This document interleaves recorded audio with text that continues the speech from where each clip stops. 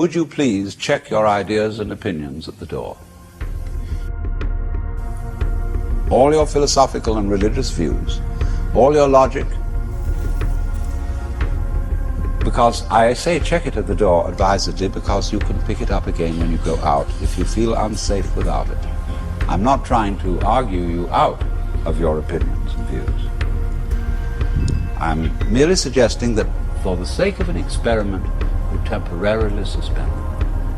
Hello and welcome to the Philosophical Minds podcast, an exploration of all things philosophical, alchemical, and esoteric, from the psycho-spiritual to the material-chemical nature of the all. Join me and my guests as we inquire into the liminality of mind and matter, and tend to the fertile soils of awareness and perception while facilitating an expanded consciousness from the individual to the collective.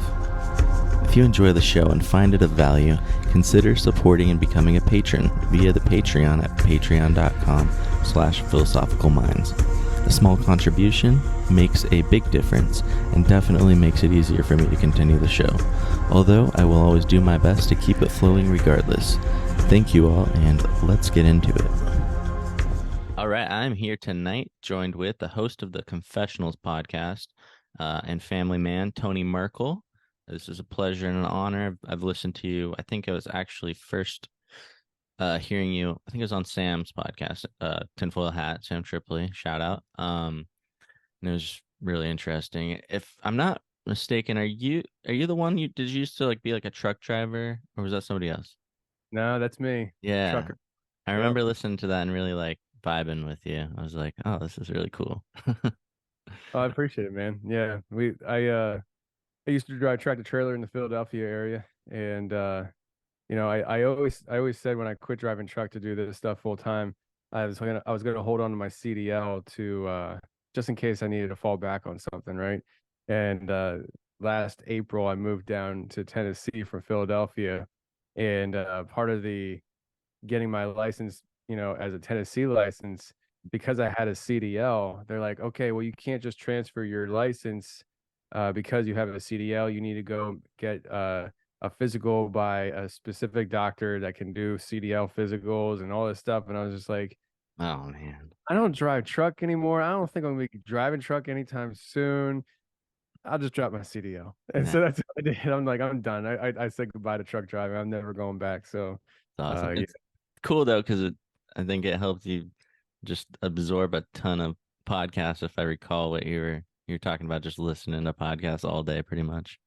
All the time, man. It was tons of podcasts. It was a lot of sports talk radio. It was just anything but whatever my mood was for the day. And I don't have that time anymore. But it served me well for about 4 or 5 years trying to build a podcast and just kind of studying the whole craft through other people's platforms and stuff. You hear people talk about or you hear people talking on their shows, and you hear other people's shows and their formatting, and you start picking things apart. You're like, oh, I like the way he does that, and this guy over here, I like that, and you kind of just take pieces of everything and kind of make your own little piece of it. And there's not a whole lot of originality when it comes to formatting podcasts. It's all been done.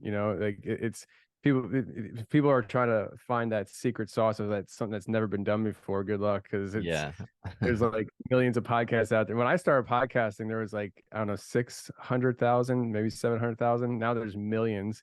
And so it's like when you say you're going to start podcasting, you're not starting something that nobody's ever done before. So I always encourage people when they start podcasting stuff, just listen to other people's podcasts, find the pieces that you like, and make your own little monster out of it. Yeah, just go for it. Yeah. Congratulations to you on the way. Or by the way, for you seem like you're doing really well and just having a blast. So that's awesome. Dude, I'm having tons of fun, man. I'm having tons of fun. You live only one time here, at least on this side of reality, and I try to make the best of it. And my biggest thing is I don't want to live with regrets. I'm 37 years old. I had a radical transformation in my life in my late 20s, and I started pursuing at that point life at a very full extent. but I before that was a very lazy person, no ambition, no life goals, pretty much just did what I had to do to get by driving truck, and that was it.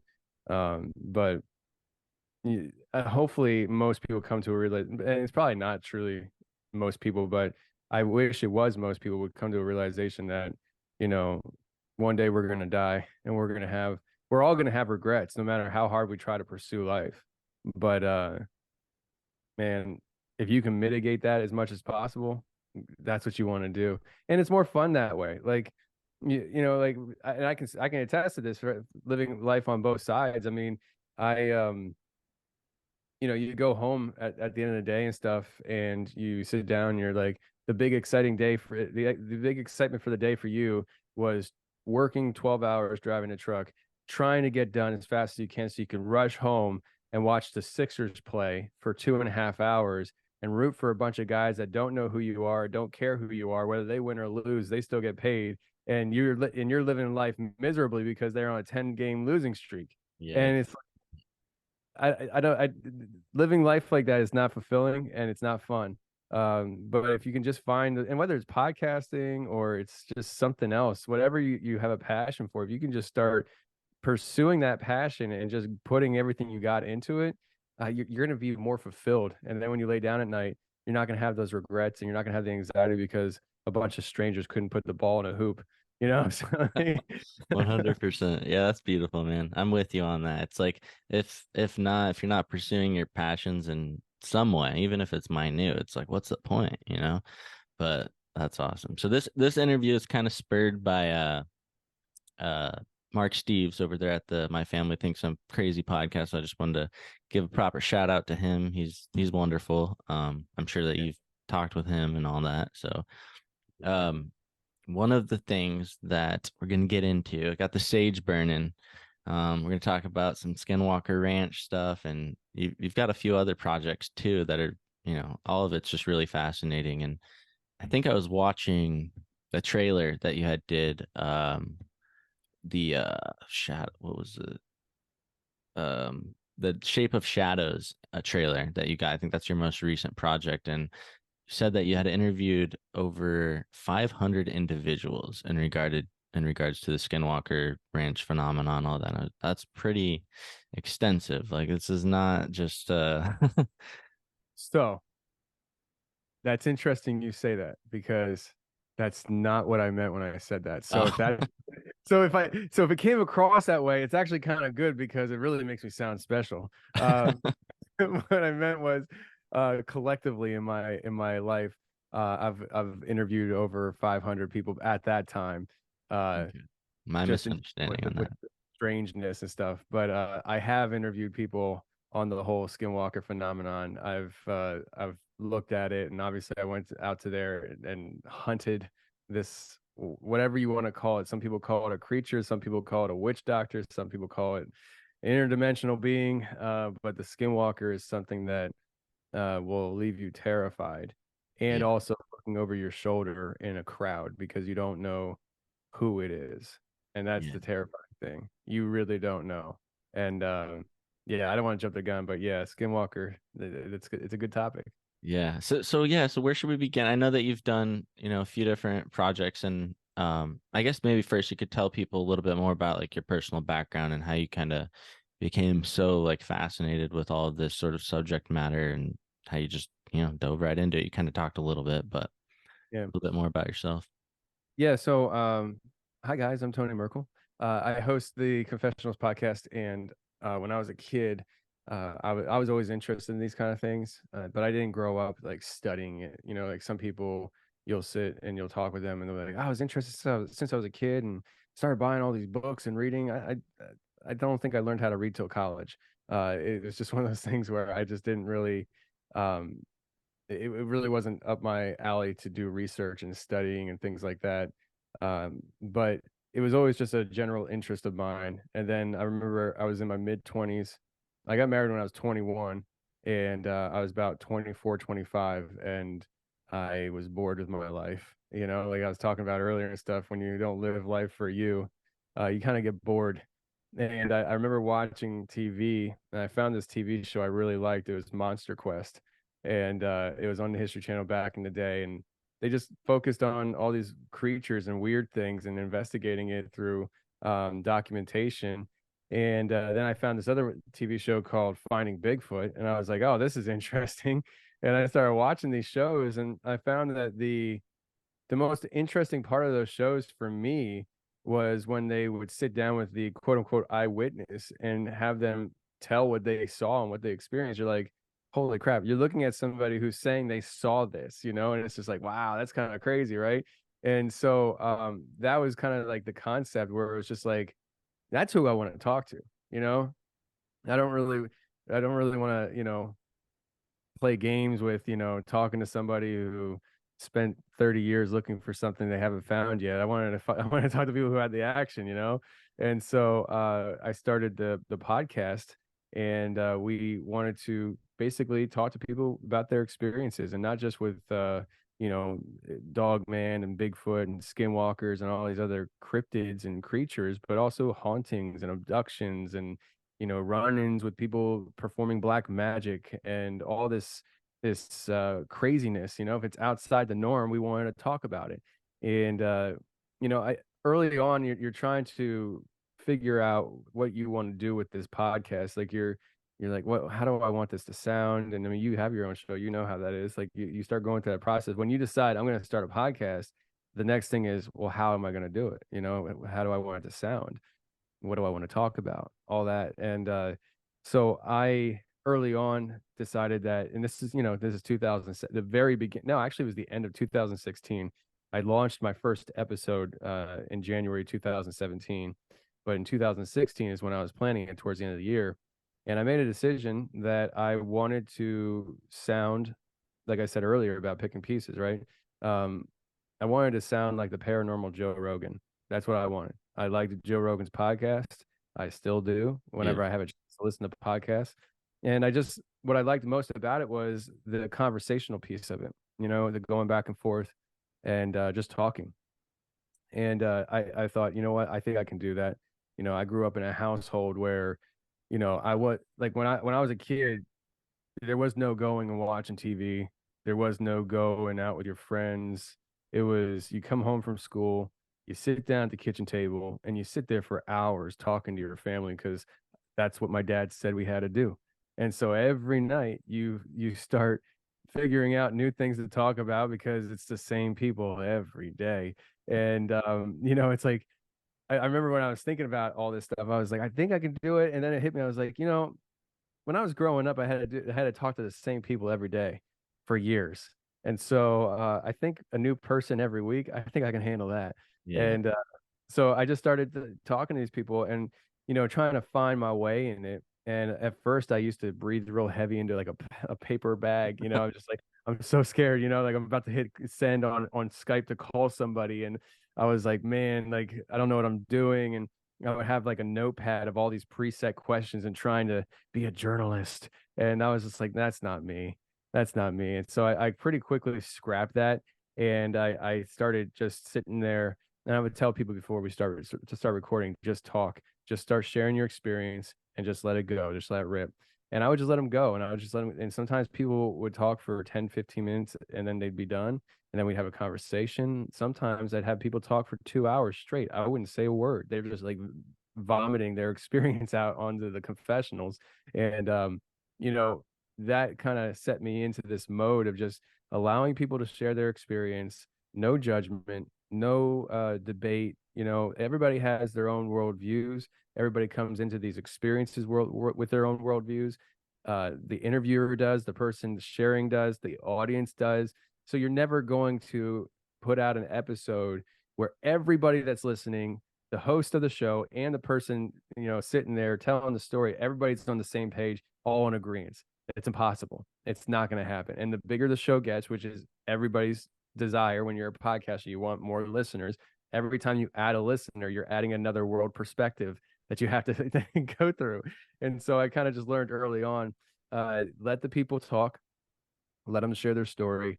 We're not going to do debating. I'm not going to argue with people. There's none of that stuff. It's just let them share, have a good genuine conversation with them, and then hand it off to the audience. Let the audience do their job, because everybody has a job in this, and the audience's job is to listen to the story and decide what do they personally want to believe. And everybody's going to have their own perspectives. And so that's kind of how I pursue the show, and that's what got us here today. And now we're just tonight. I got to finish publishing it, but tonight I'm putting out episode 587. Wow. I've never missed a week. That's In amazing. 2019, I started doing two shows a week, one for my members, one for public, and we just keep cooking. And so I mean, we've come a long way. When I started the podcasting, I had big dreams for it, but I also quickly developed new dreams along with it.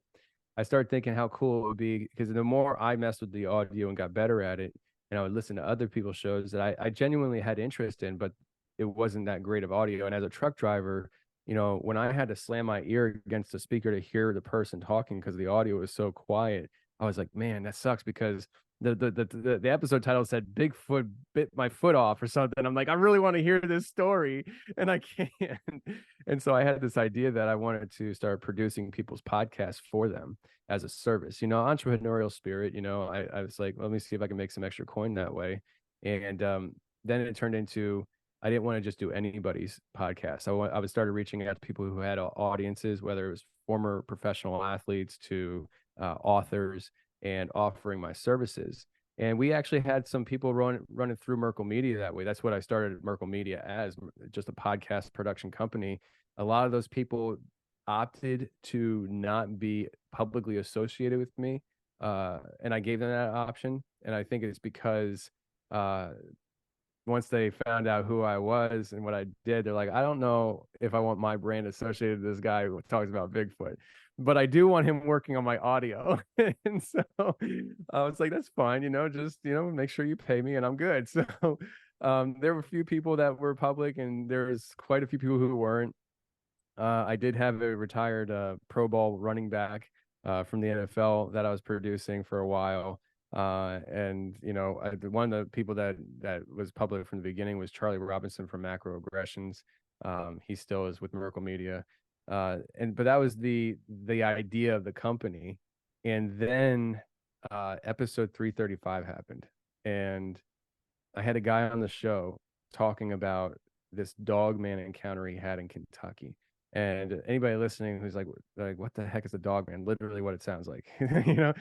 Imagine a werewolf. That's what it is, pretty much. I mean, nobody knows what a dog man is. The culture of today dubbed it dog man, but 50 years ago, they probably would have called it a werewolf.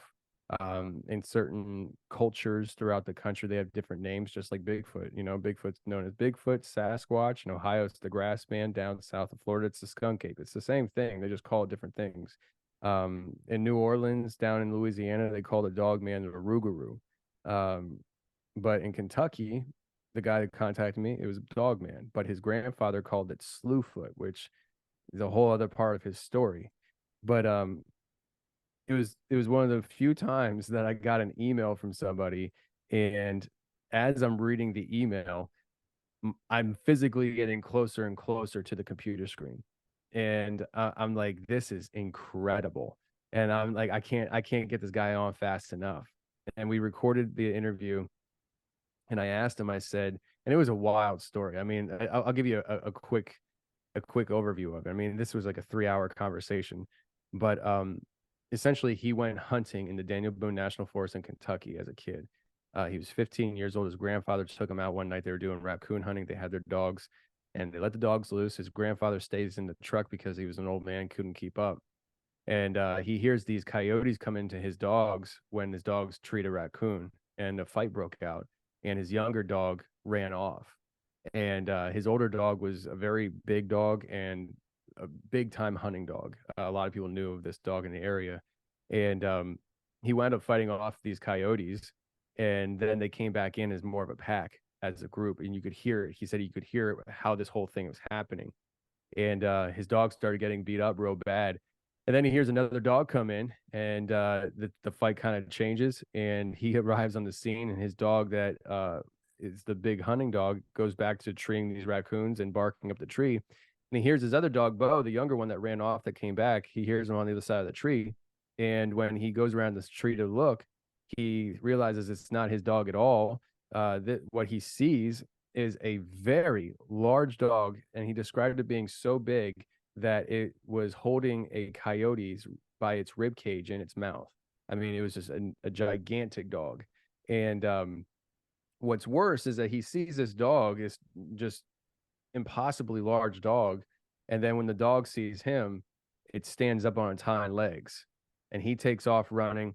This thing takes off after him, and the only reason why he believes he's here today is because his big hunting dog that was still there intervened in this chase. I think it was 2 or 3 times, and it allowed him to get away. But as he's running through a field, he hears his hunting dog just getting torn to pieces by this thing. And so he runs to his grandfather, gets in the truck, tells him to go, tells him what happened. And his grandfather said, if you're going to hunt these woods, you have to understand there's things in it that you're not going to understand. And if you can't come to grips with that, you're not going to be a good hunter in these woods. And so it was like a paradigm shift for him. And so they go out the next day and they look for the dog. They can't find him in the morning. His grandfather leaves his coat on the ground and said, if he's still alive, he'll have the scent. He'll come and find us. And sure enough, that evening they went back to pick up the coat, and there was the dog. He was still alive, body torn apart real bad, but he was nursed back to health and lived a long, semi-healthy life. Never the same hunting dog, but that story was a very gripping story. He tells it way better than I do, and a lot more time, right? A lot more details. But I asked him, I said, if I came down there, would you show me where this happened? Because it's not every day you have such a good, gripping story. And technically speaking, you can get to the exact location where the whole thing happened. And he told me, he said, if I came down, he'd show me where it happened. He said he's not going to be out there at night. He doesn't go in the woods at night anymore, but he would show me during the day. And I was like, sounds good. And he said, here's the thing, you're going to need an army. He's like, you're not going to want to come down here alone. And so I gathered some guys together, 3 other guys, and I didn't get an army. I had one other guy that essentially was my gunman. And then I had 2 cameramen. And I was like, let's go and have a little bit of a journey here for a week, guys. And I thought we were just going to create a YouTube movie, like a YouTube video, 40 minutes. Here's my journey of looking for the dog man in Kentucky. And I figured there'd be a lot of like holding a camera up and facing me and like, hey guys, I'm out here in the Daniel Boone National Forest. What I grossly underestimated was the talent level that I had with me. Ward is a very professional cameraman. He used to work for, I don't know if I should, yeah, I'll say, I don't think he cares. He used to work for Glenn Beck at the Blaze. So it kind of, that kind of resume, like he really is a good cameraman. Now, granted, I'm asking him to tramp around the woods with a camera off trail and hunting monsters really isn't part of his resume. It is now, but it wasn't at the time. But he did a fantastic job. And a few months later goes by, and I get this final copy of our journey in my inbox, and I look at it and I was like, holy crap, this is good. Like, it was really good. It was like a documentary. I was thinking this was me like a vlog. It was just a documentary. And for a budget, and I don't even want to say budget because I didn't have a budget. I didn't know what I was doing. All I did was I spent a lot of money until the whole thing came together. But in total, we spent about $5,000, which, well, I spent about $5,000, which isn't a whole lot when it comes to filmmaking at all. And for $5,000 though, it turned out real good. And so I put this thing on YouTube because I don't know what else to do with it. And I have no clue what I'm doing. And within the first month and a half, it gets almost 200,000 views. And in that time frame, another guy comes across my path. His name's Joseph Granda, and he was on my show for episode 420. And he tells his experiences being in the Hollywood industry and some of the crazy stuff he's seen. Well, him and I get acquainted, and he asked me questions about the Dogman documentary I put on YouTube. And he's like, how many views does it have? And I tell him, I said, almost 200,000. And he's like, how long has it been up? And I said, about a month and a half. And he's like, you should take that down. And I'm like, why would I do that? And he's like, do you want to make money off of it, or you just you want to just float on the internet? And I was like, well, I'd like to make at least my investment back. He's like, yeah, then you should probably take it off of YouTube. And so that's how Joseph became the head of streaming and filming development at Merkel Media. Nice. And he's with Damn. me. He's with me today. He does all the he's the producer for these films. He does all the research, goes out a day early, scours the area, starts talking to locals, asking them who's willing to talk to me, who's willing to tell stories, does all the groundwork, the legwork. And he does a lot of behind the scenes stuff leading up to films, after films. I'm constant communication with him. And he's just been a huge blessing to have as part of this team, especially with his experience. He has 30 years experience from Hollywood. He's been on Broadway. He really knows the industry well, so it's been really good having him. And then his first time coming on a trip to be the producer was The Shape of Shadows, and that is how we got here today with this film. We Again, these films, these documentaries that we're doing they come from my show. I figured we got like over 500 episodes, right? Why can't we just pull episodes that were bangers and see if we can go to those locations? And so that's what we did. And episode 202, we had Ryan Burns on, and Ryan Burns tells how he was nabbed by a skinwalker, and that was his introduction to the topic, and somehow convinced his wife to let him buy property that borders the famous Skinwalker Ranch, and he dubbed it Space Wolf Research.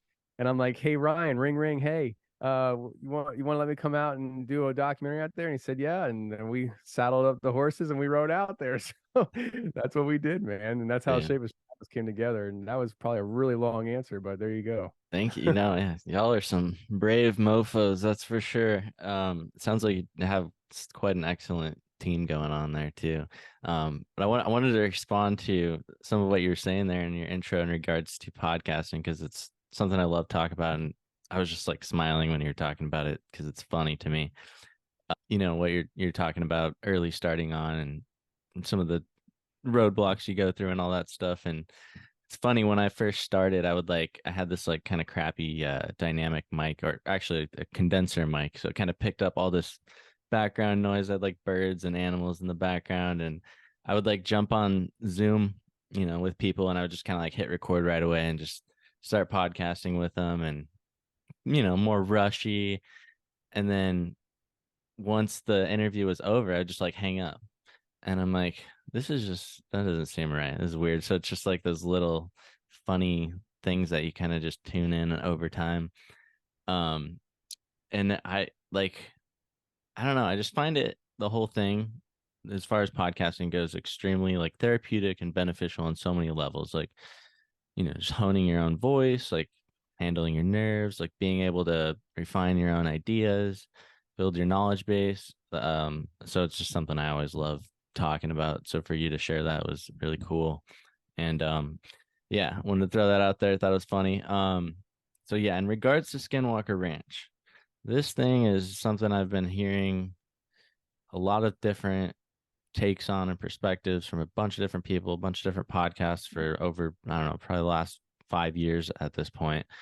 And it's just, I mean, you got like shape shifting, portals opening up, cattle mutilations, like UFO sightings. Like, it just seems like everything you can think of is like condensed very potently within this one area.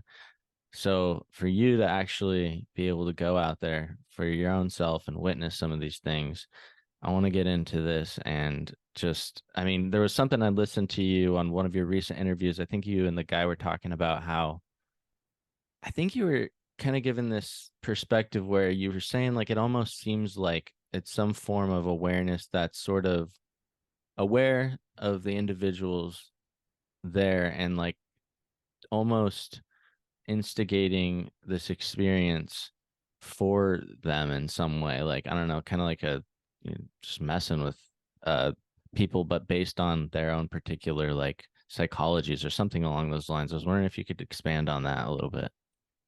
Yeah, so I think that from our own personal experience, I think triggered what happened to us one night by something that we discovered.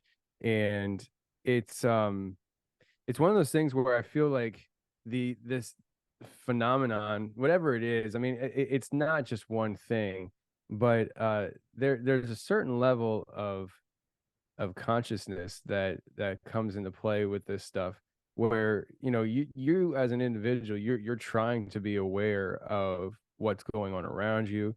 You're trying to capture something on camera. You're trying to experience something for yourself. And we never really think a whole lot about the idea of the other side of it, where whatever we're trying to experience, are they trying to experience us? Are they aware of us? Are they playing with us?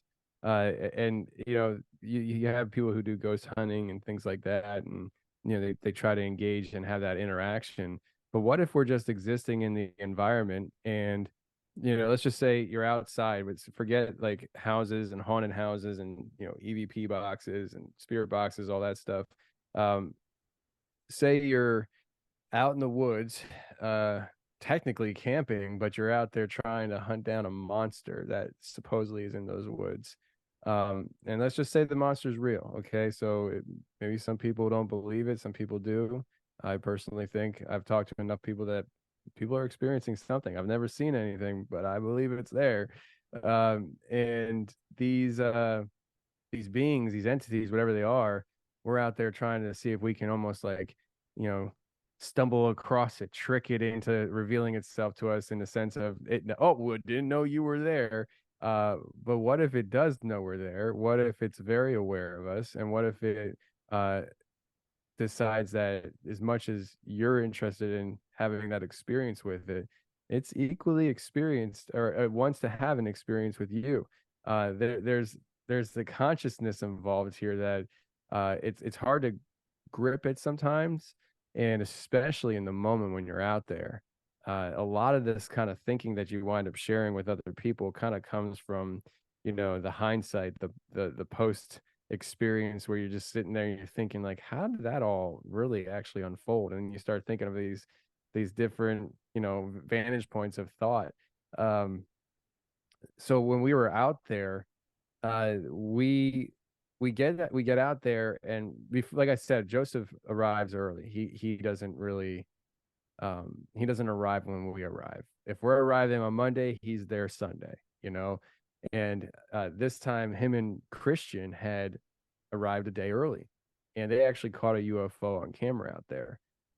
Broad daylight, this thing shot straight down out of the sky, shot horizontally right across, and then shot straight up. And Christian just so happened to take his iPhone and set it up against the binoculars that were shooting over the valley when this thing happened. They didn't know it was going to happen, and he was just so happened to be recording, thinking he was going to get some footage for his, I guess, his phone.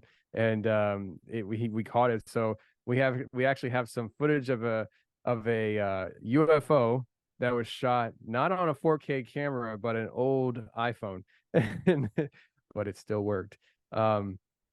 And so things kind of happened before I even arrived there.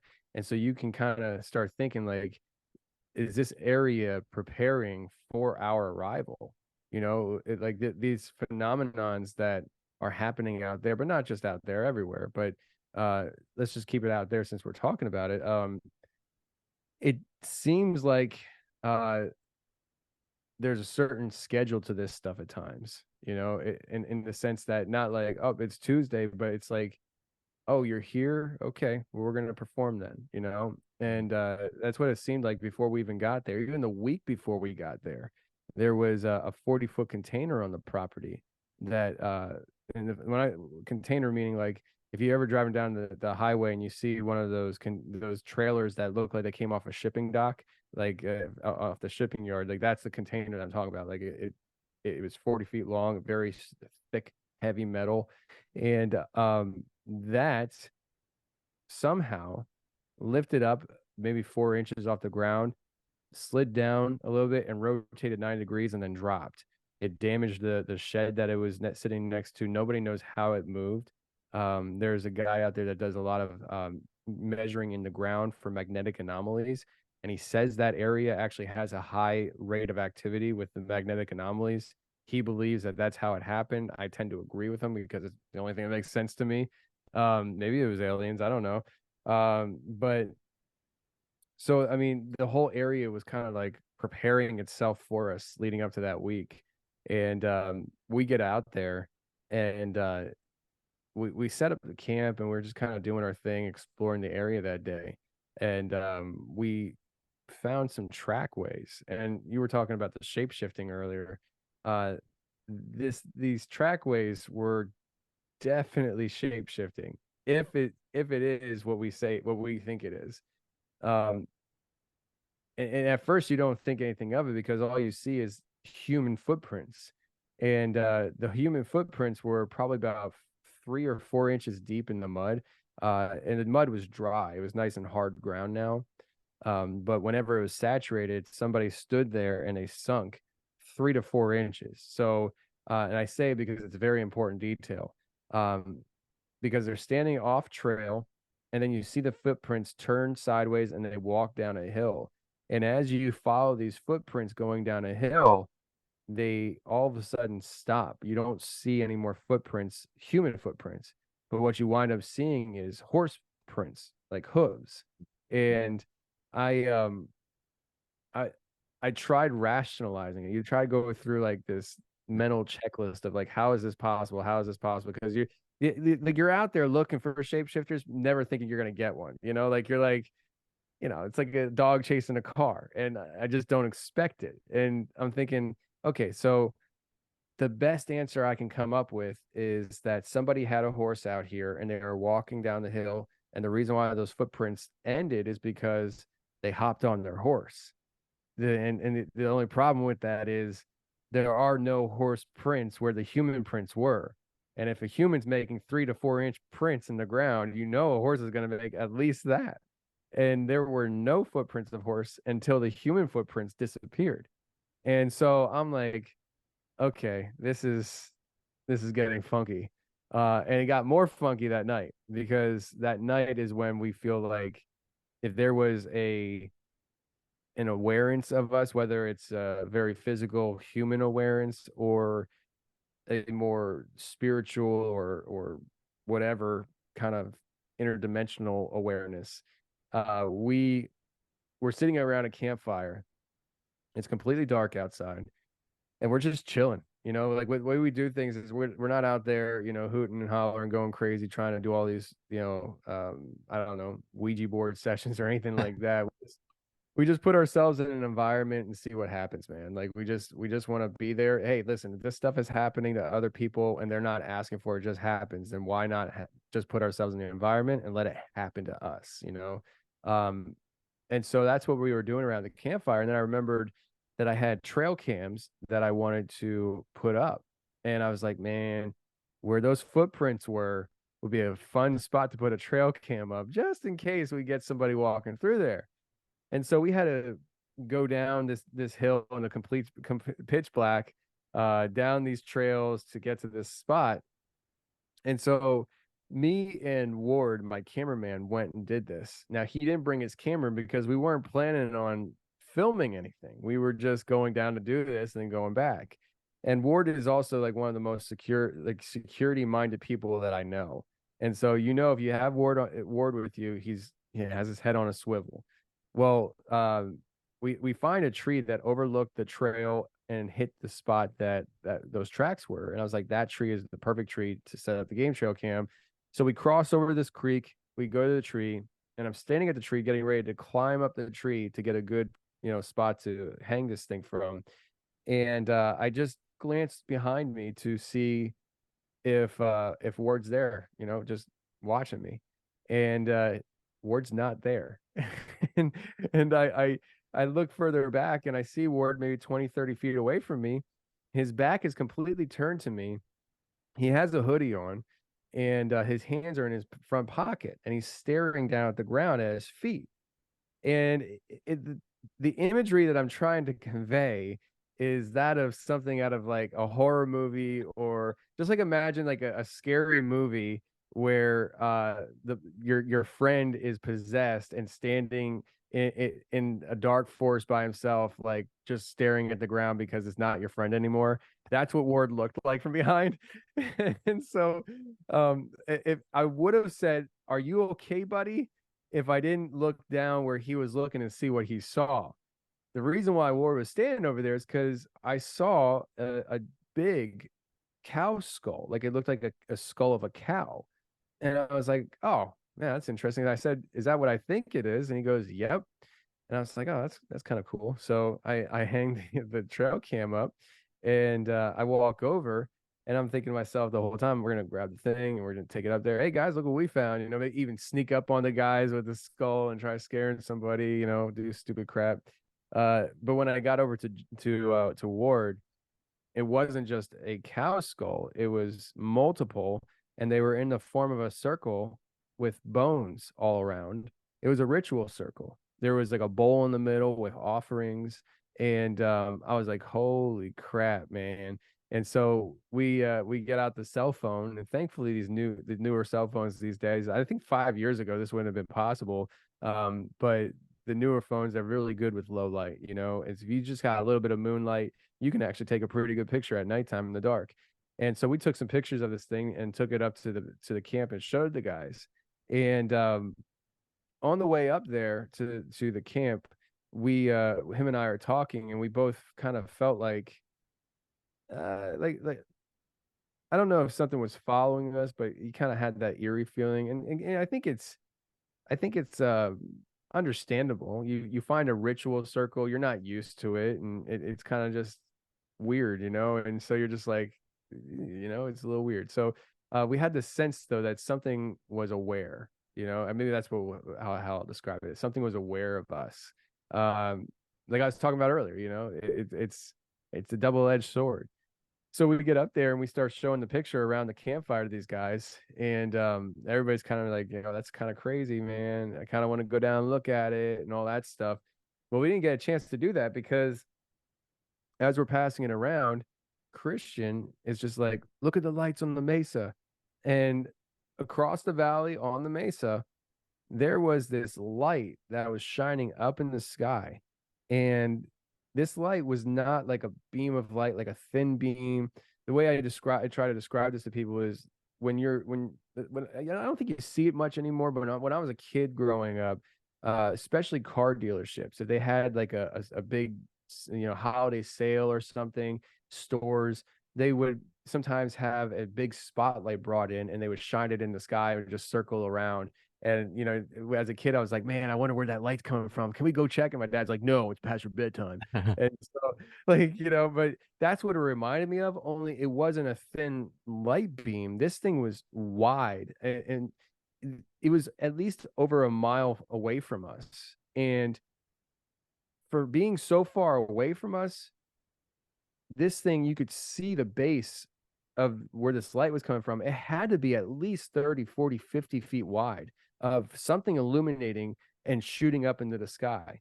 I have no idea. Like imagine like a 40, 50 foot wide flashlight that's put in the ground and just shooting up. That's kind of what it looked like.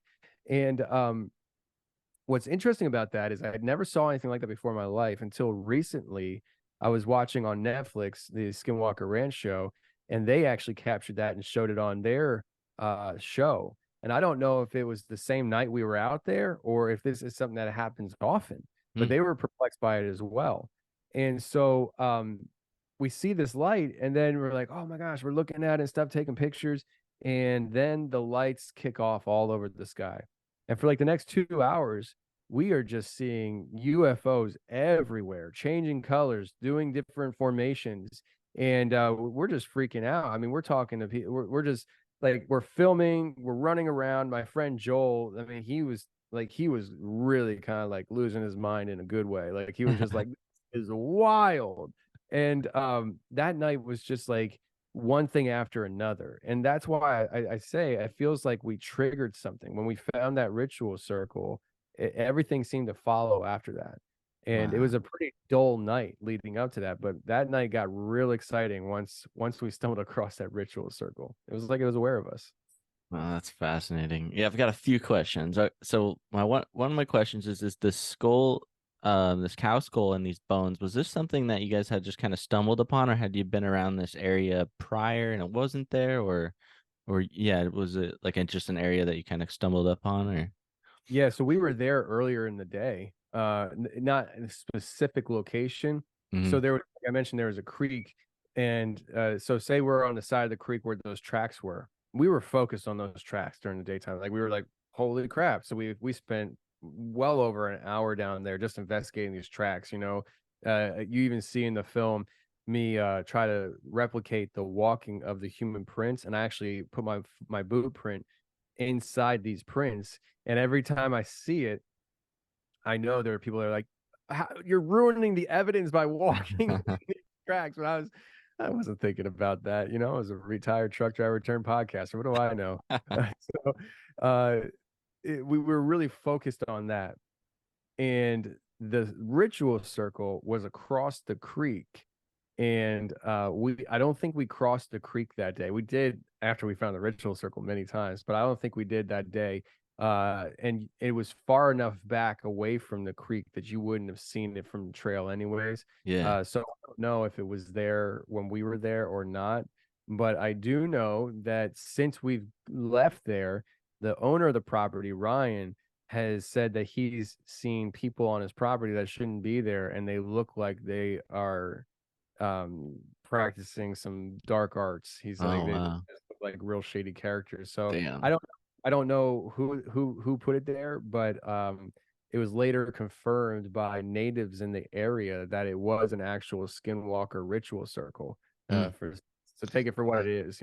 Yeah. So when you're out there, like what's like the vibe like emotionally or psychologically? Is there like a general sense of eeriness, or is it kind of all over the place depending on your circumstances, or what's that like?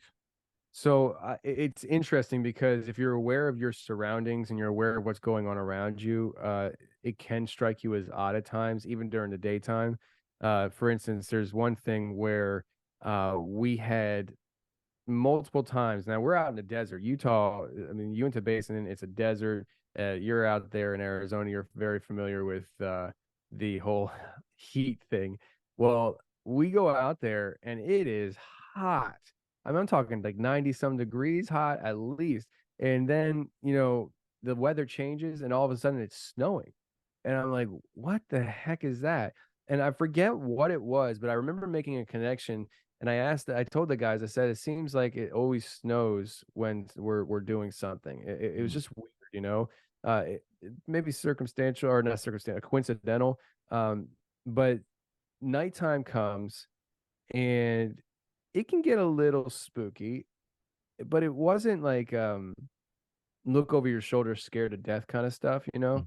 Uh, it was more just you're sitting in an area that has so much history, from the natives and their history with the area to the paranormal and the spooky, weird stuff that has been documented there for decades to the things that were captured on video and pictures, portals opening up, Bigfoot, Dogman, UFOs, mutilations, and everything, right? And so you're aware of the history of the area, so it can kind of get a little eerie. Uh, I think the scariest vibe, to be honest with you, that we had while we were out there was not paranormal. It was our last night out there, and it was very human oriented. We were pretty much stalked by unknown people while we were out there, and we don't know to this day who it was. I mean, it could have been natives that didn't want us out there. It could have been people from the ranch that found out we were filming and they're like, we don't like these guys hoarding in on our TV screen time. I don't think it was them. I'll just put that out there, but I do not think it was them. It could have been people that, maybe there's a lot of shady stuff that happens. So, but the reality is that our last night was probably the scariest night, and it's because we didn't know who was trying to come into our camp. Damn. Did you Um, get any visuals of them, like not even on cam or maybe on camera or off, but did you get to see like any like how many of them were there or any like description of what they were wearing or anything like? Yeah. Yeah. So there's multiple cars. So the way this whole thing unfolded was the last night we were there, Joseph being the producer, he like the way we shoot this stuff, if you are part of my team, you have a chance to be on video. I mean, like the cameraman makes the film. Everybody's part of the story, even the producer, right? But even though that's the case, Joseph being my producer doesn't need to be with us all the time. And so when we decided to go to Walmart or wherever we went into town, and it's like a 45-minute drive to the nearest store, wherever we went, I don't remember. He wasn't with us. He Mm. stayed at camp by himself. And we were driving back that night. And also, mind you, Joseph at this time, like Joseph is starting to believe a lot more than he used to. But this was his first time doing anything with us. And he's like, these guys are crazy, stupid people or whatever. I don't know what he was thinking, but he's like, they're just a bunch of idiots. I'm not worried about anything, right?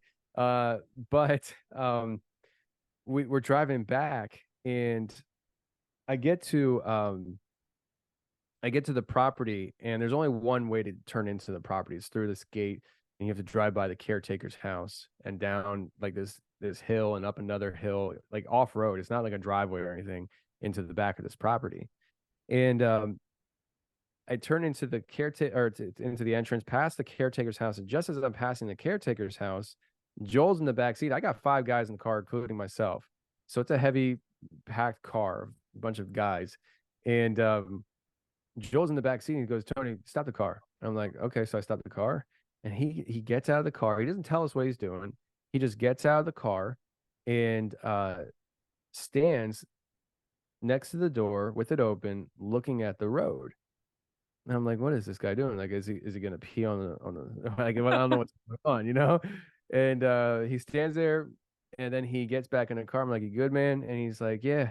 And in Joel's way, if you know Joel, it's like he could be very disturbed about something, but he says it in a way that makes you think that he's not worried at all. Yeah. And so like I'm like, you all right, man? He's like, yeah, man, it's just we were followed by a car. I'm like, what?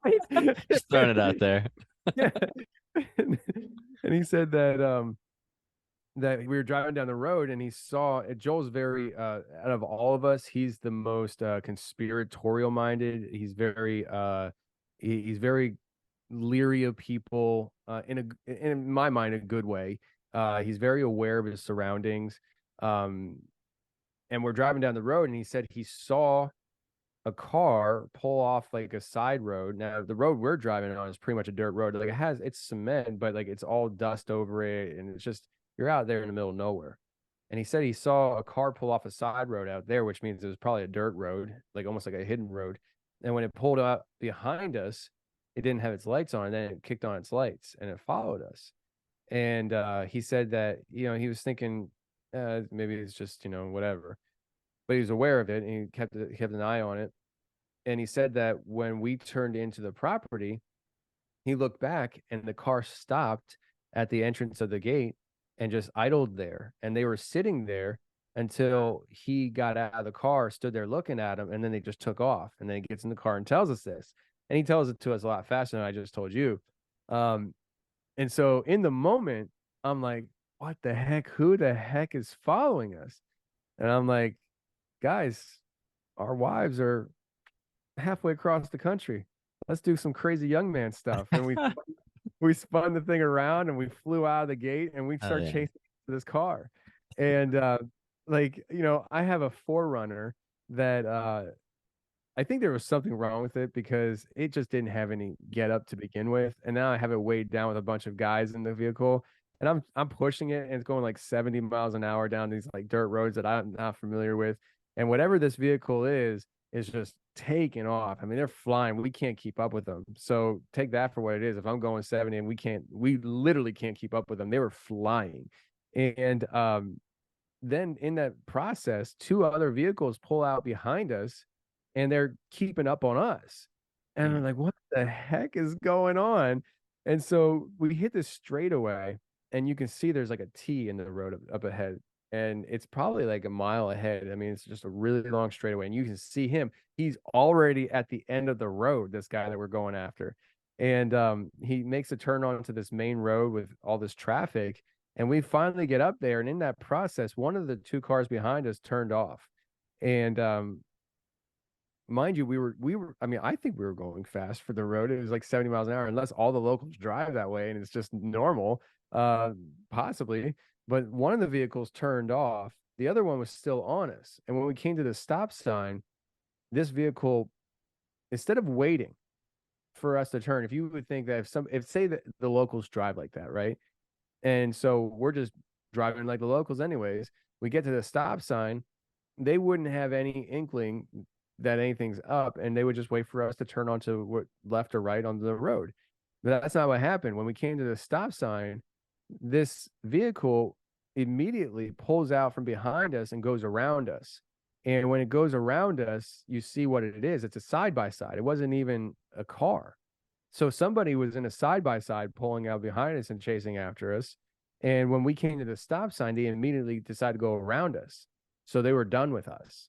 And Hmm. they turned on the road and they left. So we sit there for a few minutes where I don't know, "Whoa, what do we do, guys?" You know, like that was wild. So we turn around and we go back to camp. On the way back to camp, we get a phone call from Joseph, who's there by himself. And he said, "Hey, where are you guys at?" We tell him what happened. And he said, "Yeah, I saw you guys turn in, you stopped, and then you turned around and left."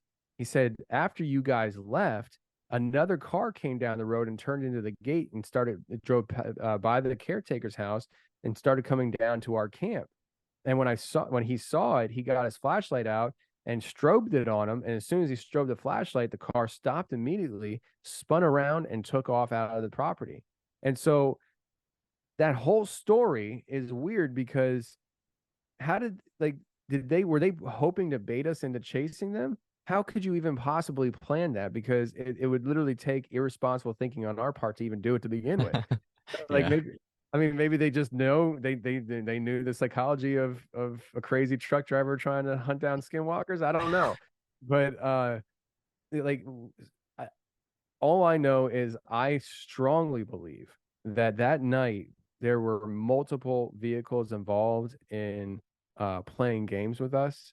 And I think what happened was there was somebody who stayed back that either wasn't necessarily planning on being involved or whatever. But when we turned around and left, if they thought that everybody that was in camp was in that car, they thought that might be a good opportunity to go into our camp. Hmm. And Yeah. so I think that that's what happened is they're like, hey, these guys are chasing after us. So why don't you hop on over there and go into the camp and I don't know, destroy it, take their computers, find the hard drives. I don't know. I don't know what the issue was. But when Joseph strobed them, it stopped that whole plan. And so we were kind of on edge that night. And when we got back there and we're talking about all this stuff, one of our guys thought he saw somebody run down a hill across the property into the tree line. And so that really put us on edge. And we're just like, yo, nobody, don't even think about looking up into the stars tonight. Like we got real people issues here. And so that was probably the scariest thing. So when it comes to vibes on the property, the scariest vibe was the fact that we might be stalked by humans. Uh, but you know, I think that last night we actually did go down into the woods then later on. And we explored like a pretty deep, dark area of the property that we hadn't done previously. But it really wasn't that big of a deal. I mean, it was just kind of ho hum. I think the adrenaline from what happened earlier and stuff really kind of took over, and we weren't just not focused. Like I remember we were planning on doing some things when we went down there. I don't remember exactly what it was, but I just remember we forgot like half the equipment that we were planning on using. And it was just like, you know, we were on another planet mentally. We weren't really focused. So, Yeah. but the film turned out great. Yeah. I mean, I think you guys did it smart having a group of dudes because anything less than a couple people, a couple people or less, I don't know about that. That'd be kind of sketch Yeah. for myself. But I wonder, like, since visiting, have you experienced any weirdness, like in your personal day-to-day life, or any strange phenomena, like that you feel like kind of followed you or presenting itself to you in any weird ways or anything like that? So you're talking like about the hitchhiker effect. Yeah.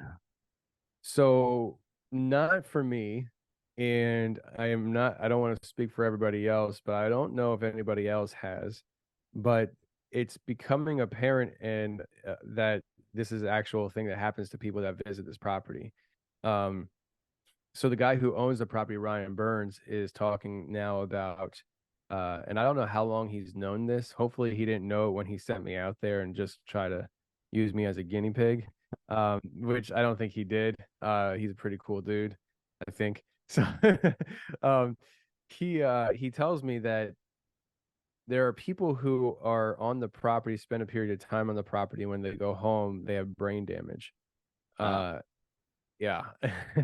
And he has this whole thing about it, and it's really weird. I don't even know how to describe it because I only ever heard him talk about it one time to me.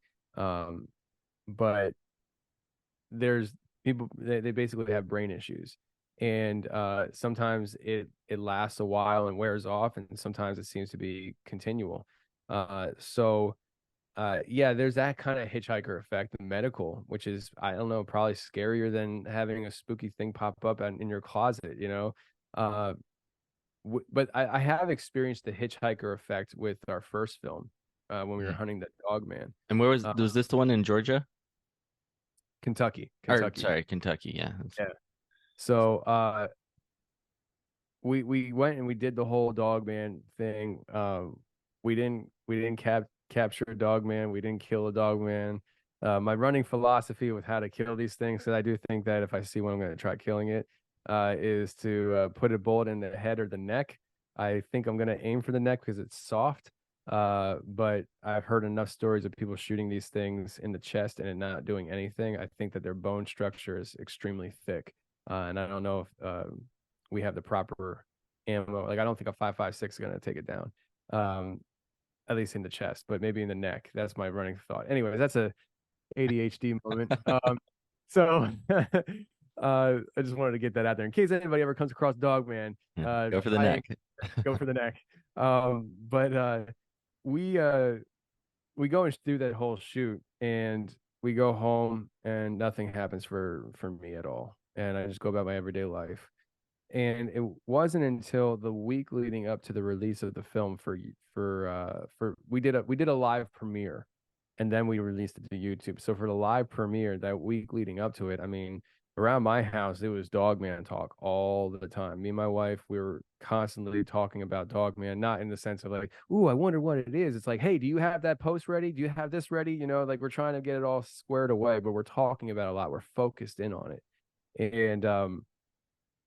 And this is where like it kind of gets weird because you when it comes to this stuff, like how physical is it versus metaphysical, you know, beyond this realm. And can things appear in this realm very physical but not be uh bound by this realm alone and be able to traverse between realms.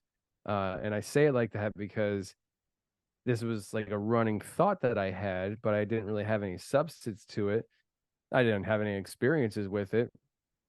But the night before the release for the live, my wife and I are in my office in our old house in Pennsylvania, and I had a studio in my basement. And we were down there. We had a meeting. It was probably like 11 o'clock at night. We're tired. We go upstairs. And we're in the kitchen, and we're getting ready to go to bed. And my wife said she's hungry and she wanted to eat, I don't know, nuts or something like that. She was taking a little snack. And so we're standing in the kitchen. I'm standing in the middle of the kitchen floor, and the way the house was set up was the entire downstairs was hardwood floor. As soon as you got to the stairs to go upstairs, that was carpet, and then the entire upstairs was carpet. So when I'm standing in the kitchen on this hardwood floor, I have one pet in the entire house. It's my cat. She's declawed, and she was sitting right in front of me at my feet. So I knew where she was. Lindsay and I are talking, and then all of a sudden, we hear something very large, bipedally with nails clacking on the floor as it walks across our downstairs floor. And I say very large because obviously you can't hear the large, but we felt the large. So I turned to my wife and I said, "Did you hear that?" And my eyes are huge. And she's like, "Yeah, I heard it and I felt it." And I was like, "Yeah, me too."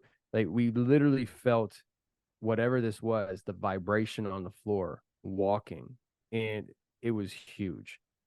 And you could hear it being bipedal, and you could hear the nails clacking on the floor. Damn. And I was just like, I don't want to think about this. I just want to go to bed. and that's what we did. I Damn. was like, "You ready to go to bed?" And she's like, "Yeah." And Freaking so we lock the went up- doors. I mean, what are you gonna do? What do you Yeah. like? I don't have a Ghostbuster, gun. Like I'm like, it's here. I don't know what else to do. It's not showing itself. It's not, throwing me against a wall or anything. So I guess we're just gonna go to bed and hope for the best. And that's what we did. So hitchhiker effect, maybe, maybe not. Maybe we conjured something because of all the attention we were giving that specific topic that week. Very focused in intention, accidentally, but Yeah. nevertheless focused. And that really kind of pushed me over the edge with my thinking about some of this stuff. Yeah. A lot of my theories and thought processes with this stuff, these creatures come from people's experiences, from my show. I talk to them and I draw my conclusions, whether they're real or not, whether true or not. But this idea of a metaphysical creature that goes beyond this physical realm was an idea. But when I had that experience, it went from idea to belief. I was like, that's what I believe. I could be wrong, and I'm fine with that. But as of right now, I definitely think at least some of these creatures are coming from other realms. And Yeah. that is kind of scary. That is scary. Like, I can pretty easily conceptualize of the possibility of, various creatures, especially in these dense, like woodsy areas. It seems for me, I'm definitely like open to the possibility of rare creatures of all various types kind of being out there that are maybe a little bit more advanced in certain ways, able to kind of fly under the radar, rarely being seen, whatnot. But then, yeah, when it comes to the more like dimensionally like shifting aspects, that's when it gets extremely like fascinating and trippy. Because that, like you said, it's like, what am I gonna do in this situation? I don't have any defense against some invisible fucking wolf Yeah. man or something. Nothing. You're not going to do anything. You're either going to live or you're going to die at its will. I mean, and then like, if you wind up dying, they're just going to call it, a murder suicide. The wife killed him because apparently he was Yeah, cheating on his wife or something. So for it's sure. just like, I mean, nobody's going to think dog man. So No. Yeah, so you mentioned earlier, it's sort of seemed like there's this potential like specific kind of schedule or the aspect of the area almost or going back to Skinwalker, I guess specifically, kind of preparing you or being prepared in some way. And I was going to ask, have you been able to draw any conclusions with either your experience or the people that you've talked to, in terms of like patterns of phenomena or consistencies in phenomena? Like, what are some of the very common reports, as far as you've come across, maybe the people you've talked to that seem like they're more likely or probable than others? Like maybe that might be the sightings of something or experiences in any way.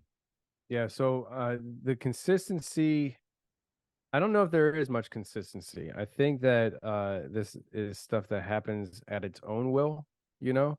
But there are things that tend to pop up a lot, right? And for instance, Ryan's property that we were on, he calls it Space Wolf Research.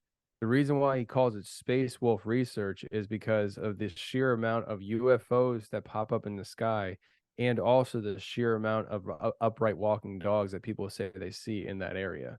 And so he's like, "We'll just call it the two things, Space Wolf Research." And it's one of those things where that is a very common thing.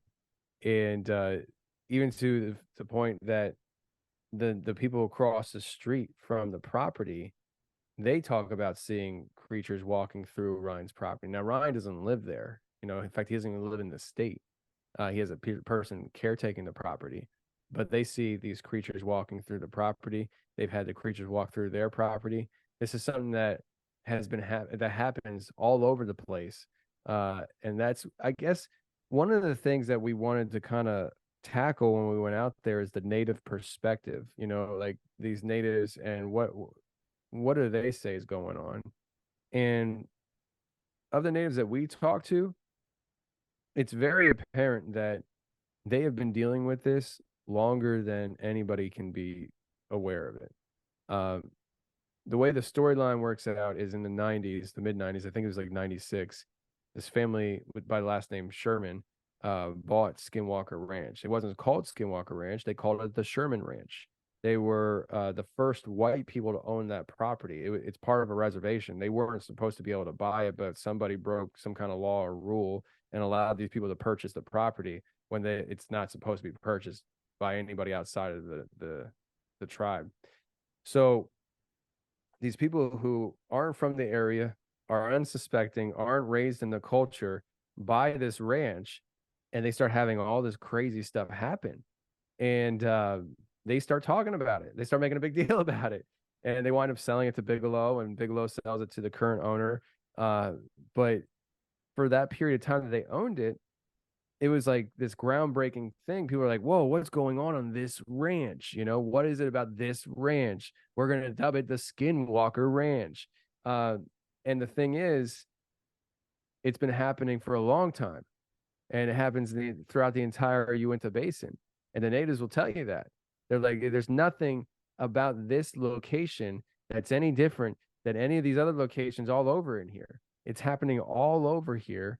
It's just this place has been magnified because outsiders came in unsuspecting and had this experience. And so now they start talking about where natives don't talk about it. And so there's that aspect where it's something that is prevalent. It's been happening for hundreds of years, and it's now being popularized by people who aren't familiar with the area and the culture. I don't know if that answers your question. I kind of just went on a little bit of a rant there, but that's kind of like what we went out there for. We wanted to get the native perspective, and we walked away seeing how the natives view this, which is this is very real, very prevalent, and it's all over the place. Yeah, and I wonder, like, have you been able to dig into sort of culture or these people doing these skinwalker rituals? Like you'd mentioned that ritual spot, and I would assume the natives probably are able to give some insights that can inform maybe more on this subject. But like, what's the motivation or interest on behalf of these individuals? Is it like a summoning or like a possession type situation that they're trying to like conjure? Or Yeah, I mean it's really that it's so it's not everybody. I don't know if everybody can do it or not, but from what I understand, first of all, there are certain portions of Native American tribes that will not talk about this. They feel like even just mentioning the term skinwalker summons it to you. And so they're it's like a no-go zone for them. For me, I'll talk about it, and if it pops up in my house again, I'll just get the AR and aim for the neck. yeah. The shoot, what was your question again? I was just curious about like the motivations or the reasoning, like, or anything in regards to these rituals that they're performing to do, like if they're like intending to be like possessed and then become a skinwalker, or are they like summoning other entities, or like if you've been able to kind of like dig into any of that stuff, like. So the way this works is, from what I understand, is it has to take somebody who is an individual who is just not a nice person. It's not like you or I are gonna be like, hey, I think it's a good idea to try this. Oh, thank Uh, you. exactly. Like even if it's just like, oh, you're telling me I could turn into a bird and fly? That sounds fun. It's not that easy. It's not like somebody's going to walk into the room with a magical wand, tap you on the head, and you're good to go. These are people who are dead serious about it. They're passionate about it, and they desire to do this shape shifting transformation thing because they have nefarious means. It takes somebody who has a very dark heart, a dark personality, to do this, because part of the process of becoming a skinwalker, these are people who go through rituals to do this. But part of that ritual is you have to sacrifice a loved one. And that sacrifice isn't like, oh, I'm sacrificing my relationship with them and I'm not going to talk to them anymore. We're talking like legit sacrifice, killing, blood altar kind of thing. And it can't be just somebody that you like your next door neighbor, or the guy at work that you're friends with. It has to be like a child, a parent, a wife, a husband, somebody you're really close to. And I think it's to show your commitment to it. If you're willing to do that, you're willing to pretty much do anything to get it. And it's more of an establishing this person here. They are officially at that point where they're willing to do anything. Yeah. That's like the darkest of the dark, right? That's straight up evil shit. It's a reflection of the heart, And so these when you encounter a skinwalker, God forbid, you're encountering somebody who is willing to kill possibly their own child. So they're not going to think twice about you. They are a dark individual. And they go through this ritual to be able to, assumingly, theoretically, according to what has been told and taught, to be able to transform their bodies into different creatures. And so I've been told wolf, horse, birds, hawks, eagles, like whatever they desire, and being able to transcend realms. These are just very dark individuals who do very nefarious things. And I think I said this earlier, and it's because like you don't know who it is. It's not like everybody in town knows who the skinwalker is. Mm. It could be you, it could be me, it could be the person next to me. Like, we don't know who the skinwalker is or who they are, because I think there's definitely multiple. I don't think there's a lot of them, at least in one location, but like out there, I think there's multiple skinwalkers.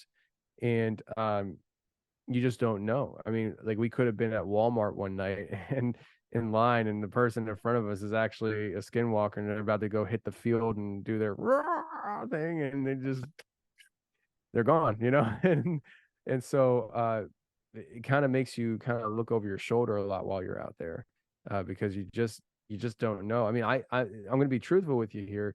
The one guy that was showing us around, actually both of them, I had this feeling. So there was Johnny and there was Bo, and I would be lying to you if I told you I didn't consider them as a skinwalker at one point. And not that they did anything to make me think that. It was just the idea, knowing how this whole thing works.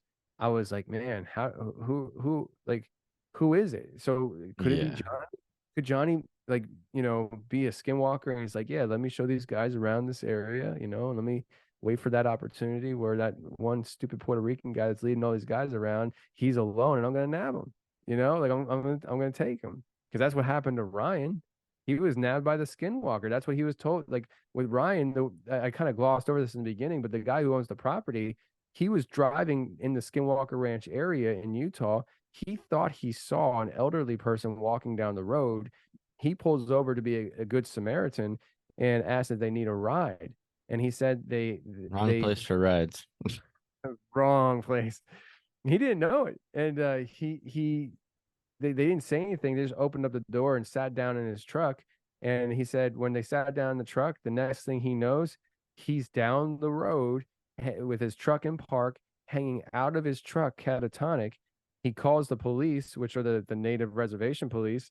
They come and they take his report, and they're like, you were nabbed by a skinwalker. And he's like, what the heck is a skinwalker? And they're like, this is what a skinwalker is. They told him, and he looked into it, and he got obsessed with it, which I guess you can understand. That happens a lot with people. Like some people have experiences. Let's just say Bigfoot, right? Somebody has a Bigfoot encounter. They there's like a lot of it's like one of two things. It's not like a lukewarm person. Like they're like, yeah, that happened, and I'll talk about it when, when it comes up or something. It's like my little party trick, you know. It's usually not like that. Usually what it is when somebody has an encounter with something like that, they're either all out and they deny it even happened to them, or they're all in and they become obsessed about it and it's all they can think about. Every time that they're not working, they're out in the woods trying to recreate it, and they got to see it again. It's like they have to confirm that this actually happened to them. That's Ryan. Ryan had this experience and he became obsessed with it to the point that he bought 10 acres that bordered Skinwalker Ranch. I'd be trying to stay away. Right now, right? I don't know what I'd do. I mean, like I'm this crazy guy that goes out hunting this stuff now, Yeah. but I've never actually got it, I do. So I have the fascination. Like, I think it'd be fun. Like, you did it, like going with a group of guys, checking it out, like out of the curiosity. But like for Ryan living out there, I don't know about that. yeah. I feel bad for his wife because she's like, you were normal at one time. Like I married a normal man. You're not the guy I married, Yeah, But that's the case with a lot of marriages. I mean, I'm like for me and sure. my like we've been married for 16 years. I'm definitely not the same person that she married, Yeah. is what it is. And so you mentioned Bigelow too, and he's a character that I've heard brought up a few times. I think he's pretty big into like independent aerospace research or something like that, if I recall. And I think there's like some theories that he may be involved with some like experimental research, perhaps could be just theories. Do you feel like is there any room or potentiality uh for maybe some man-made or like technological experimentation aspects going on as well out there, or what do you think about that? Yeah, 100%. Absolutely. Absolutely. Um,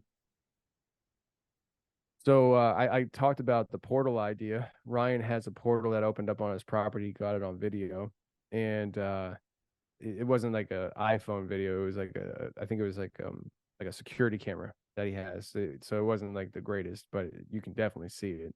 Uh, and so along the idea of the portals, um, people are definitely trying to recreate that, and they're trying to invent technology that opens up portals. If I don't remember to tell you this, remind me because we're shooting a film this month, and we have a guy that's going to come out, and he believes he invented something that will open up a portal, Oh and shit. yeah, oh, I hope it works. Be great for cinema. But so if this guy is doing it that I'm connecting with, there's other people, right? And those people are very scientific based, technology, using what we have available to us. So I definitely think that I don't know, I don't want to say them because I really don't want to get sued. But like so I because I don't know, but I think that people in general are pursuing the idea of, replicating these kind of things with technology. Um, and if you want to just talk about the portal idea, 100% are doing that. Um, it's not even a conspiracy theory in my mind. The whole CERN stuff, I'm sure you probably heard of CERN. For sure, Uh, yeah. but like there's a lot of dark, shady stuff that's happening there.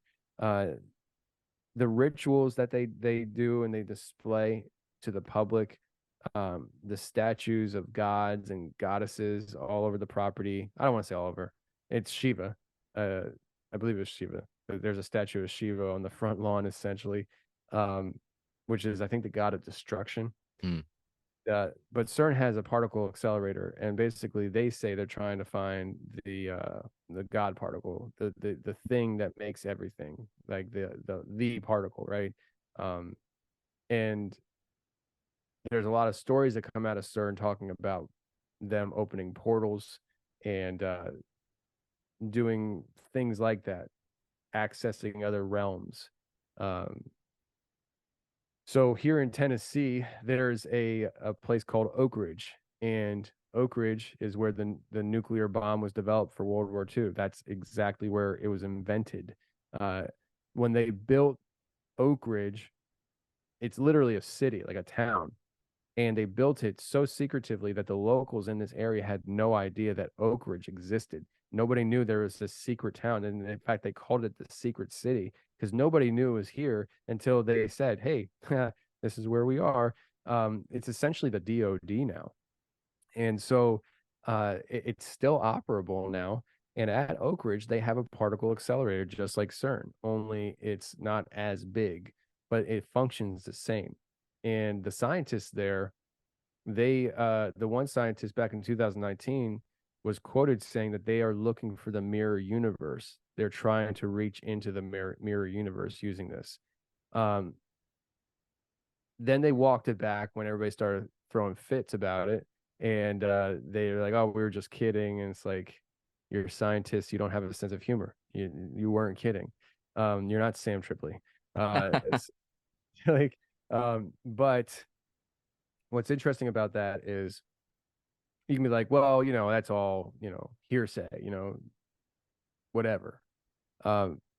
Two things. One, I have personally met two people that work at Oak Ridge that individually, separately from each other, have told me that Oak Ridge is opening portals and they run security there and that they're aware of what's going on there because they need to be aware because of what could come through the portals.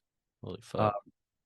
Also, I just did a speaking engagement this past Saturday in Gatlinburg, and I'm Where's talking that to at? it's in the Smoky Mountains. It's a big tourist town. People go up there because of the sightseeing.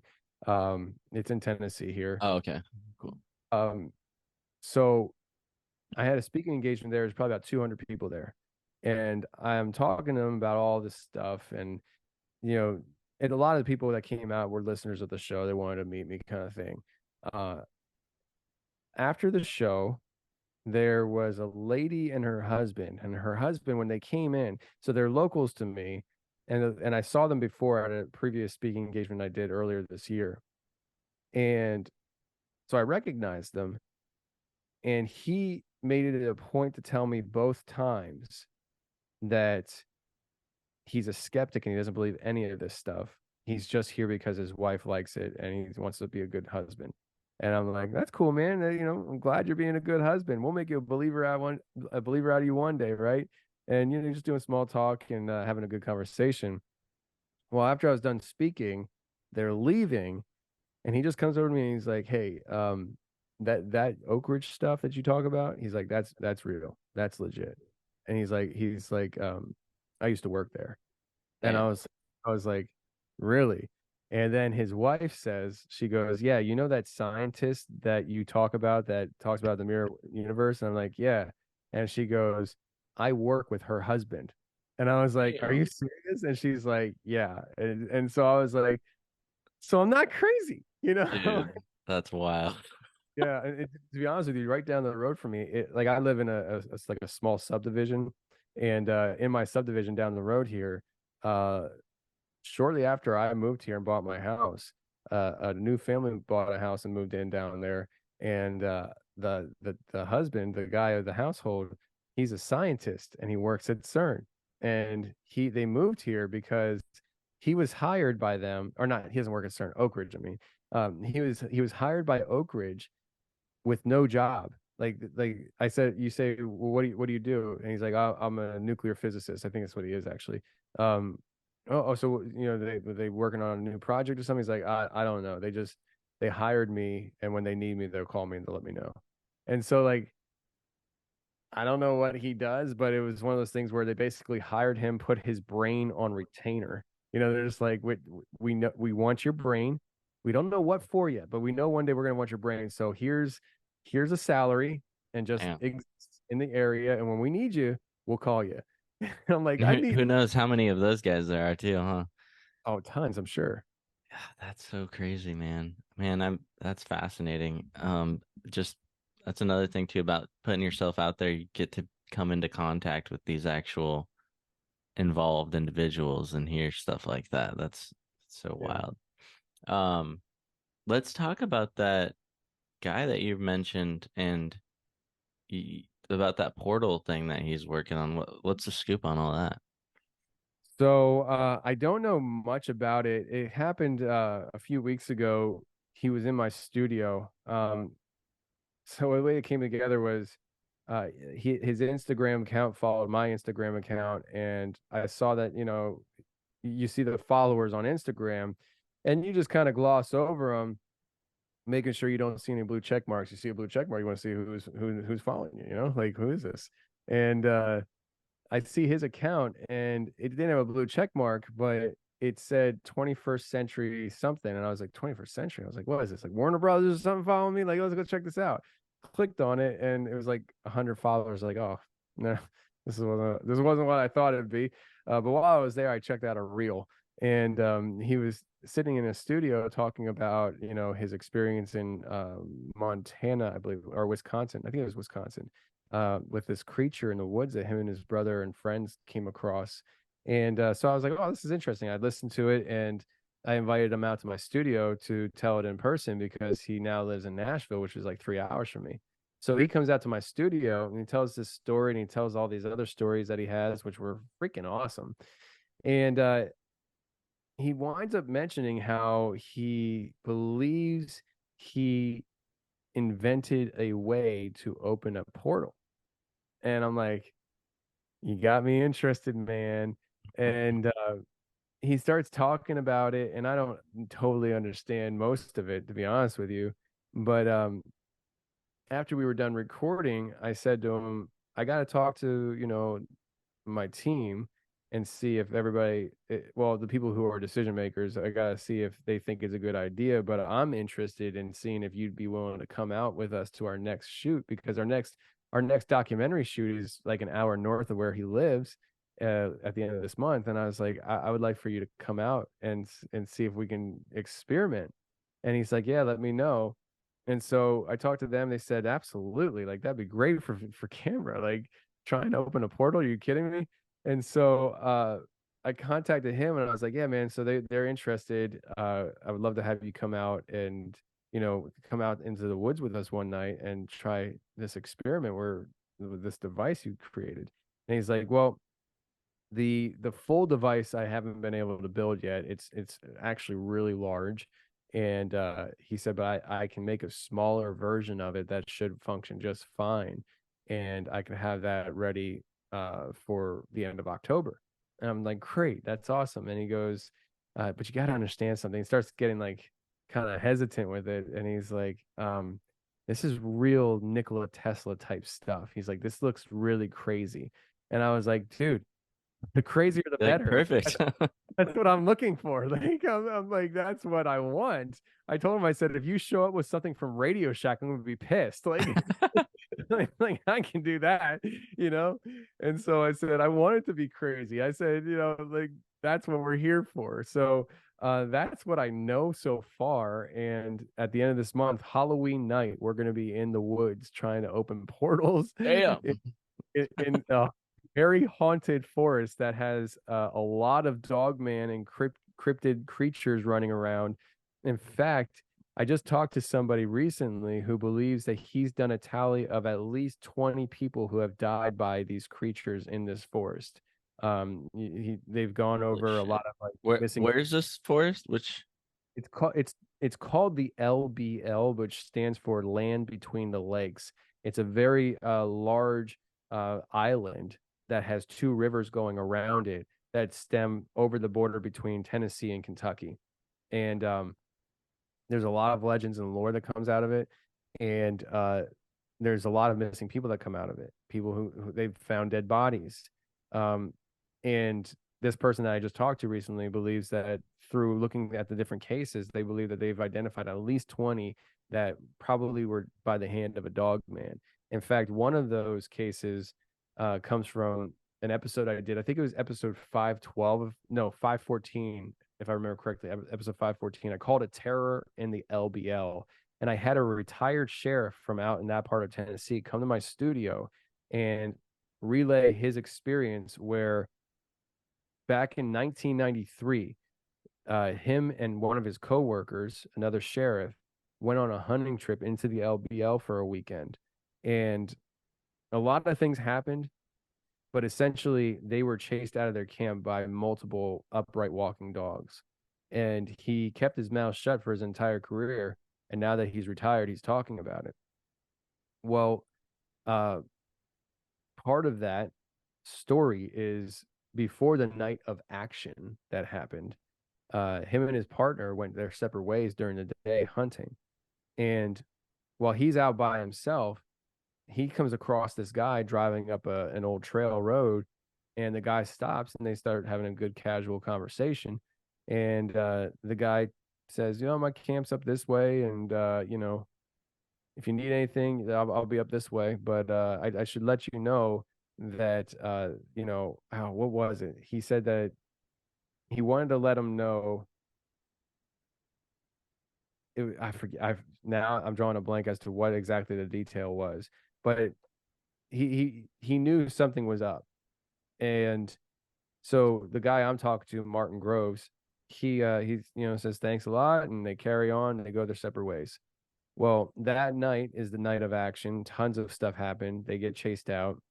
The next day, the police, ambulance, medical, all that are in the forest. They're in that area. And it turns out that that guy that he ran into in the woods that night was killed. And they said it was a bear attack. And through his investigation as a law enforcement officer out there, he found out it was no bear attack that happened in those woods. But that guy got drug out of his tent and mauled to death. And that happened the night that he had this experience. And so, yeah, the LBL is filled with really wild stories of people being killed by these creatures.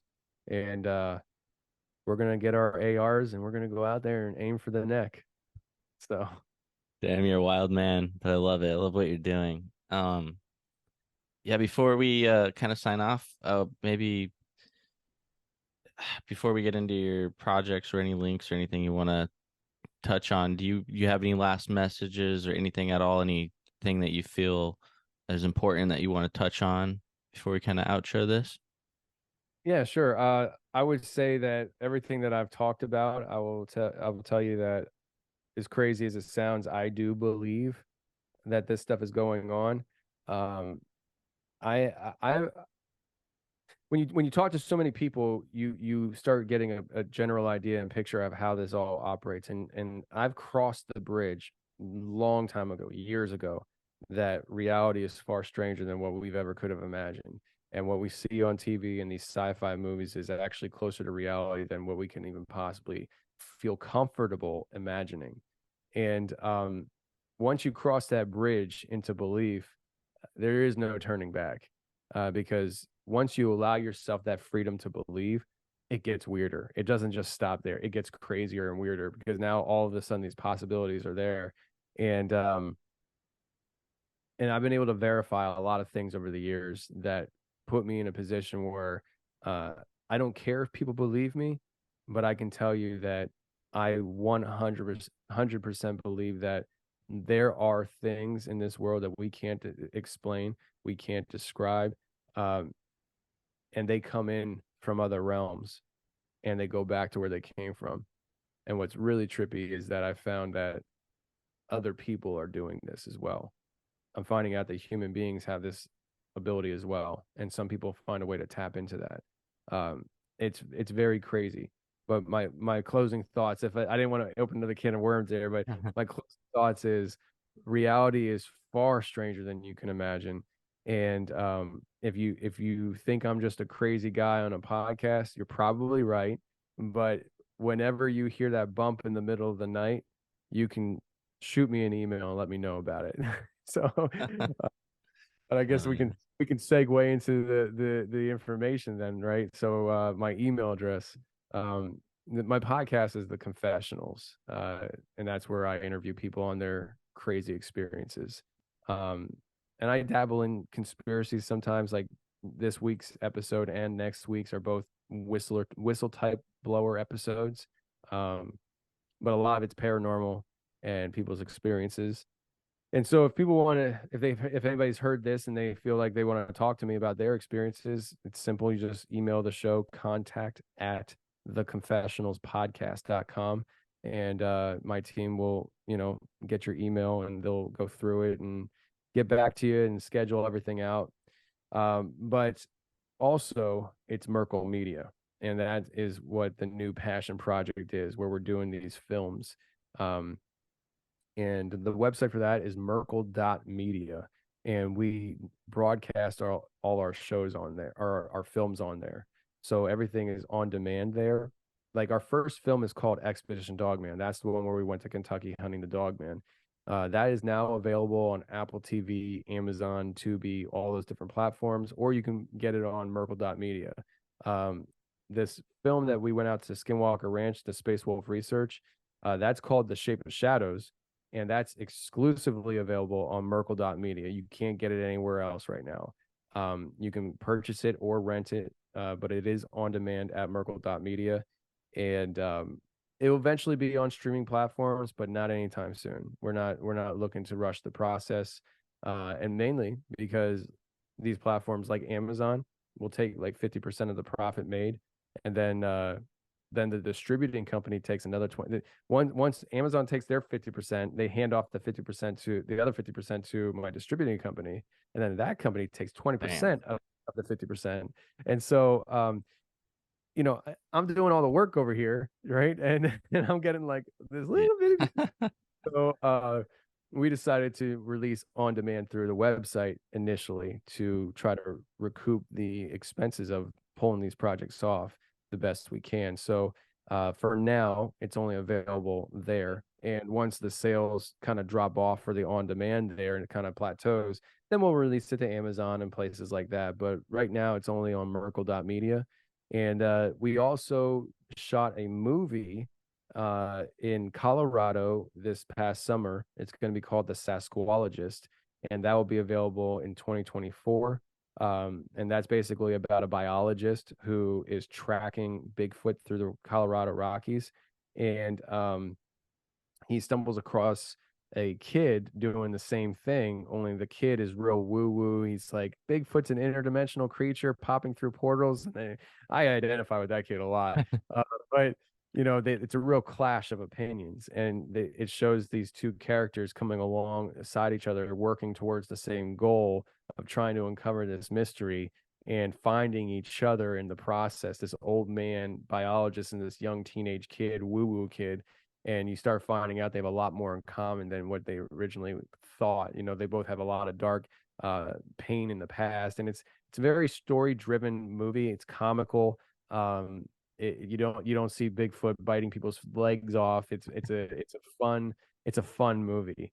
And so that'll be coming out next year in 2024. So Merkel Media, we're trying to do a lot of stuff. Eventually want to come out with some kid cartoons, and just try to really engage in the culture. I'm a big culture guy. People are probably familiar with like Tim Pool, and he does a lot of things where he's trying to engage the culture war. And that's kind of what I'm doing, just on a smaller level, because I don't got that Tim Pool audience. But we're trying, and we're just trying to fight these culture wars the best we can. And for us, it's creating content for people to consume that they don't have to worry about their kids watching. And so I'd love to be able to do kids cartoons one day. And I think it's going to come sooner than later, because with the way we're going and coming out with stuff, and I got a 5-year-old and a 3-year-old, I want to do it before they're out of the cartoon phase. So yeah, we definitely want to do cartoons and all that stuff. But that's a little bit about me and where you can find my stuff: theconfessionalspodcast.com and merkel.media for the films. Hell yes. Well, thank you again so much for doing this. It was a blast. And if you get some of your next projects going, doors totally open to you. Definitely reach out. I'd love to do another one at some point. So Appreciate it. yeah. All right, brother. Well, until next time.